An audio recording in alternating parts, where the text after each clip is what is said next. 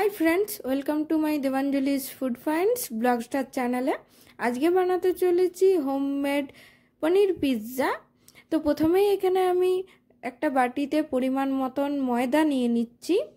তারপরে আমি এখানে দিয়ে দেব পরিমাণ মতন নুন, তারপর দিয়ে দিচ্ছি পরিমাণ মতন চিনি, তারপরে পরিমাণ মতন দিয়ে দেব এখানে বেকিং পাউডার। বেকিং পাউডারের পরিমাণটা একটু বেশি থাকবে। আর তারপরে দিয়ে দিচ্ছি অল্প বেকিং সোডা। এখানে পুরোটা আমি মাখবো দই দিয়ে, কোনো রকম জল ইউজ করছি না। তো এখানে আমি 400 গ্রামের একটা দই এনেছিলাম।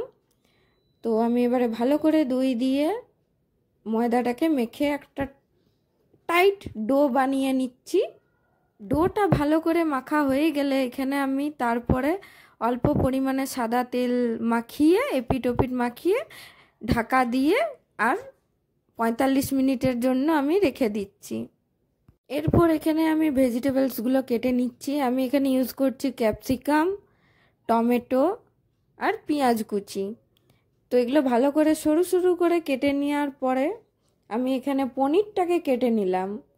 ছোট ছোট কিউবস করে পনিরটাকে কাটার পরে এখানে নুন, হলুদ আর অল্প পরিমাণে সরষের তেল দিয়ে আমি পনিরটাকে ফ্রাই করে নিচ্ছি ভালো করে। এরপর আমি যে থালাটাতে পিৎজাটা বানাবো সেই থালাটাতে কিছুটা পরিমাণ সাদা তেল দিয়ে ভালো করে থালাটা বুলিয়ে নিচ্ছি। এরপরে ময়দাটা আমি এখানে কিছুটা পরিমাণ ময়দা দিয়ে ভালো করে বেলে নিচ্ছি। মোটাটা আপনারা নিজেদের মতন রাখবেন। আমি এখানে অল্প পরিমাণ মোটাই রেখেছি। এরপরে বেলা হয়ে যাওয়ার পর আমি ওই থালাটাতে ময়দার রুটিটা রেখে নিয়ে ভালো করে চার সাইডটা চেপে চেপে গোল করে নিয়ে এখানে একটা কাঁটা চামচ দিয়ে ফুটো করে নিচ্ছি পুরোটা। তারপরে এখানে আমি পিৎজা সস ব্যবহার করছি। ভালো করে পিৎজা সস লাগিয়ে তারপরে আমি এখানে দিয়ে দেব পরিমাণ মতো চিজে আপনারা কোনো রকম কমতি রাখবেন না, নইলে পিৎজাটা খেতে ভালো হবে না। তো আমি পুরোটা চিজ দিয়ে নিয়ে এখানে কিছুটা পরিমাণ গ্রেটেড পনির রাখা ছিল সেটা দিয়ে দিলাম। তারপরে এখানে আমি সবজিগুলো দিয়ে দিচ্ছি, ক্যাপসিকাম কুচি, টমেটো কুচি আর পেঁয়াজ কুচি নিয়ে ভালো করে উপর থেকে বাকি চিজটা দিয়ে এখানে উপরে আমি পনিরের কিউবগুলো দিয়ে দিচ্ছি।